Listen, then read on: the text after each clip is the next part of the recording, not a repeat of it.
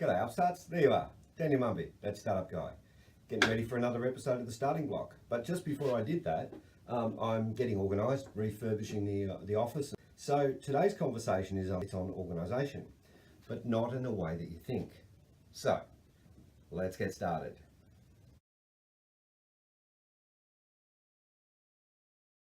You've got an idea, a good one, maybe even a great one. You could push forward on your own. After all, you know your stuff. But startups are not easy. Having some guiding lights would help, right? So, we were talking about organisation, and a lot of people don't understand the concept of organisation. They go to their, say, their accountant and their lawyer, and they talk about structure and what have you. So we're not going to talk about structure. Actually today we're going to talk about purpose, because purpose gives you organisation, not the other way around. Organisation doesn't give you a purpose. So I want you to think about, what are you actually doing? What are you trying to achieve? How do I want it to be? Who do I want to help? Who's the audience that I'm supporting and serving? And so these are the questions that lead you to then designing the right sort of organisation. That then flows on to the types of people that you're going to be looking for to help you on the journey. So last episode we talked about workspaces and culture. We talked about the types of people that you want to attract. And then the obvious question from there is that the type of organisation you want to build then tells you who those people will need to be. For instance, are you building a business or a venture? Let's call it a venture, let's not call it a business. Are you calling a venture with a social mission or a social purpose? So a lot of people call those not-for-profits, but I think that's the wrong intent. You can create a venture with a social impact or a social mission that can equally be a for-profit venture. A not-for-profit is the tax structure around it. It's not what it's designed to do. So don't think in terms of for-profit and not-for-profit. Think about in terms of the audience that you serve and how you serve them, and then the right type of organisation that you'll need in order to support that audience through your purpose will become clear. So the purpose of your business will determine your business model and therefore how you make money. In essence, there are three types of models: one-to-one, one-to-many, and many-to-many. And let's break those down into the three. If you're a one-to-one business, that's often, say, a consultancy.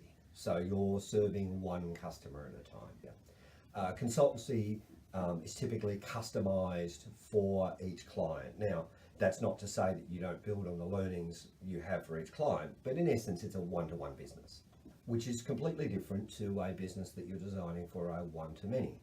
And let's say that a retail store would be a one-to-many.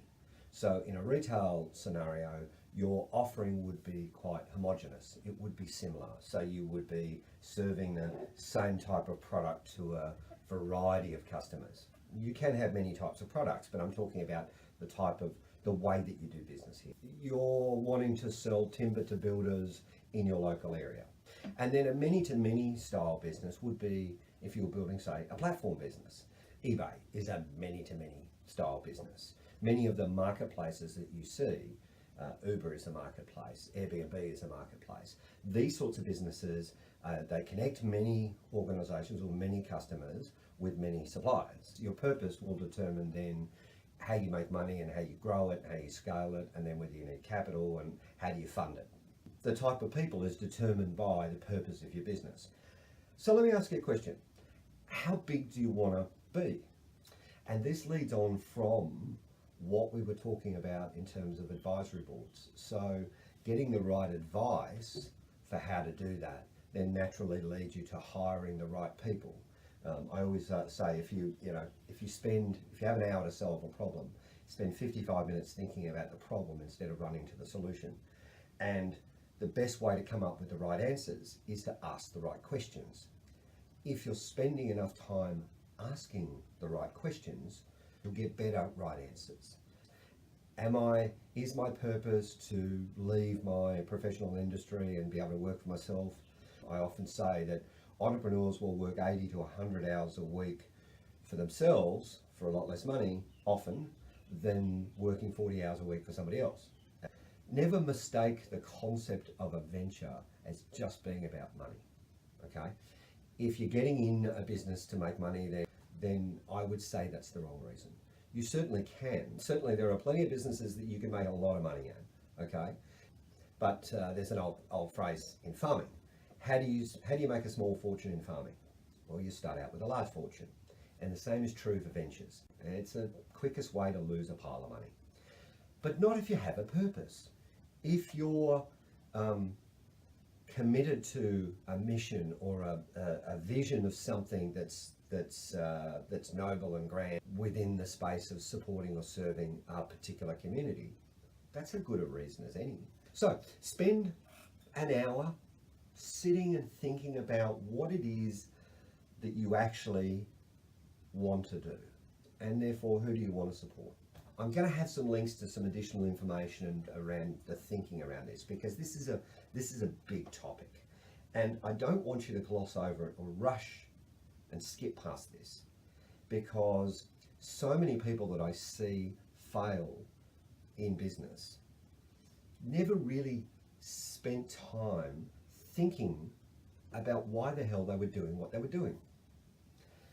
And yet, most of the people that I see that are very successful in a venture of some description, it's because they were absolutely crystal clear about why they were doing it. But when you know what your purpose is, and somebody says, what do you do?